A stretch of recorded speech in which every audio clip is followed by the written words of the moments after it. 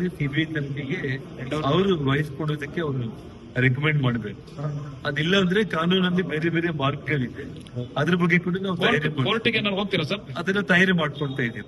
ಕೋರ್ಟಿಗೆ ಹೋಗ್ಲಿಕ್ಕೆ ಇವತ್ತು ಸರ್ಕಾರ ಇನ್ನೂ 1-2 ದಿನ ಟೈಮ್ ನೋಡ್ತಾ ಇದೀವಿ. ಹೊಸ SP IG ಬಂದಿದ್ದಾರೆ, ಅವ್ರನ್ನ ಬಂಧನ ಮಾಡಿದಾರೆ ನೋಡೋಣ. CIDಗೆ ಇವತ್ತು ವಹಿಸಿದ್ದಾರೆ. ಇನ್ನೊಂದು ಇನ್ವೆಸ್ಟಿಗೇಷನ್ ಬಗ್ಗೆ ಯೋಚನೆ ಮಾಡಿದ್ರೆ ಆಲ್ಮೋಸ್ಟ್ ಇನ್ವೆಸ್ಟಿಗೇಷನ್ ಮೀಡಿಯಾನೇ ಕಂಪ್ಲೀಟ್ ಮಾಡ್ಬಿಟ್ಟಿದೆ ವಿತ್ ಎವಿಡೆನ್ಸ್. ಯಾವುದೋ 30-40 ವರ್ಷಗಳ ಹಿಂದೆ ಏನಾದ್ರೂ ಎಲ್ಲಾದ್ರೂ ಕೊಲೆ ಆಯ್ತಂದ್ರೆ ಯಾರು ನೋಡಿದ್ರು ಯಾರಿಲ್ಲ ಅನ್ನೋ ಪರಿಸ್ಥಿತಿ ಬೇರೆ.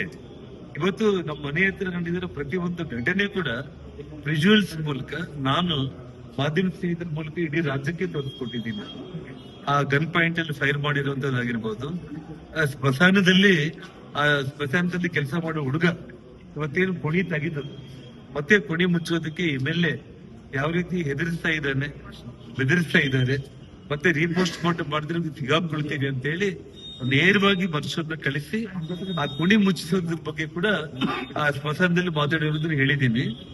ನಾಳೆ ಬಹಳ ಗಂಭೀರವಾಗಿರುವಂತ ವಿಡಿಯೋಗಳನ್ನ ನಾನು ಬಳ್ಳಾರಿ ಮೂಲಕನೇ ಯಾಕಂದ್ರೆ ಇವಾಗ ಜಸ್ಟ್ ನನಗೆ ತಲುಪಿದೆ, ಅದನ್ನೆಲ್ಲ ಕೂಡ ಅದರಲ್ಲಿ ತುಂಬಾ ಲ್ಯಾಂಗ್ವೇಜ್ ಎಲ್ಲ ಬಹಳ ಕೆಟ್ಟದಾಗಿ ಇರುವಂತದ್ದು ಎಲ್ಲದನ್ನು ಕೂಡ ತೆಗೆದಾಕ್ಬಿಟ್ಟು ನೇರವಾಗಿ ನಮ್ಮ ಶ್ರೀರಾಮುಲು ಅವ್ರ ಬಗ್ಗೆ, ನಮ್ಮ ಬಗ್ಗೆ ಅವ್ರು ಮಾಡಿದ್ದ ಪ್ಲಾನ್ ಏನಿತ್ತಲ್ಲ ಅದ್ರ ಬಗ್ಗೆ ಅವ್ರು ಏನು ಮಾತಾಡಿದ್ರು ಮಾತುಗಳು ಅನ್ನೋದನ್ನ ವಿಜುವಲ್ಸ್ ಕೂಡ ಬಂದಿದೆ.